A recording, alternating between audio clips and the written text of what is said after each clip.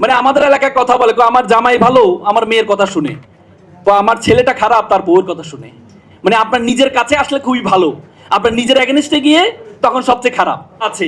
আমি একটু coat and unquote করে বলছি যে জনগণের ইচ্ছাকে প্রাধান্য দিয়ে আমরা নিম্ন স্বাক্ষরকারীগণ এ মর্মে অঙ্গীকারও ঘোষণা করছি যে, তার মানে কি প্রথম সাক্ষ্যকে যারা স্বাক্ষর করেছেন তারা অঙ্গীকার করছে যে যে নতুন রাজনৈতিক সমঝোতার দলিল হিসেবে জুলাই জাতীয় সনদ 2025-এর পরিপূর্ণ বাস্তবায়ন নিশ্চিত করব।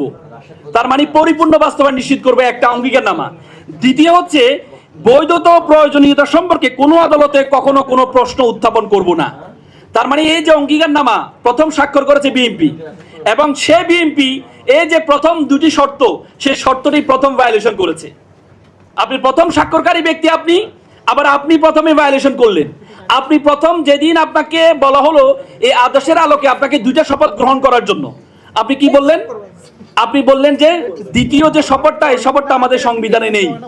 যেহেতু সংবিধানে নেই, আমাদের কাজ হবে প্রথমে সংসদে গিয়ে এই সংবিধানে 142 দিয়ে সংশোধন করে এই শপথটা আমরা কি করব, অন্তর্ভুক্ত করব, তারপর আমরা শপথ গ্রহণ করব। আপনি আমাকে বলেন, এই যে আমাদের স্বরাষ্ট্রমন্ত্রী তিনি সংসদে দাঁড়িয়ে, আপনি জানেন মন্ত্রীদের দুইটা শপথ আছে, সংসদ সদস্য একটা শপথ, মন্ত্রীদের আরেকটা শপথ আছে। মন্ত্রীদের একটা শপথ হচ্ছে সংবিধান সংরক্ষণ করবে। সেই স্বরাষ্ট্রমন্ত্রী সংবিধানের এগেনস্টে গিয়ে সংসদে দাঁড়িয়ে উনি বলেছেন যে স্বাধীনতার ঘোষক হচ্ছে কে? জিয়াউর রহমান সাহেব। তার মানে আপনি একজন মন্ত্রী একটা শপথ নিয়েছেন, সে সংসদে দাঁড়িয়ে আপনি আপনার শপথের এগেনস্টে দাঁড়িয়েছেন, কারণ আমাদের সংবিধানের ষষ্ঠ তফসিলে আছে স্বাধীনতার ঘোষক কে? শেখ মুজিবুর রহমান। তাহলে তখন তো আপনার বলার দরকার ছিল আমার প্রথমে কাজ হবে 142 দিয়ে যে ষষ্ঠ তফসিলটা আমি পরিবর্তন করব, তারপরে আমি স্বাধীনতার ঘোষকটা আমি কি করব, প্রকাশ করব। তখন তো আপনি সংবিধানের দোহাই দেন নাই।